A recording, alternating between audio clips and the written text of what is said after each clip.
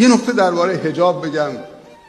ما چیزی به اسم رنگ سیاه برای لباس زن که اجباراً این حجابه نداریم.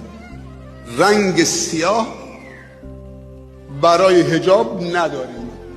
از کجا آمده من نمیدونم، اما اگر کسی رنگ سیاه بپوشه اشکال نداره، ولی این که حجاب فقط رنگ سیاه است. اگر کسی تو حجابش رنگ سیاه رو استفاده نکرد تحقیرش بکنید. یه چیزایی در دین جزو دین کردن و روش مانور میدن که نیست، و خیلی چیزهای دیگه.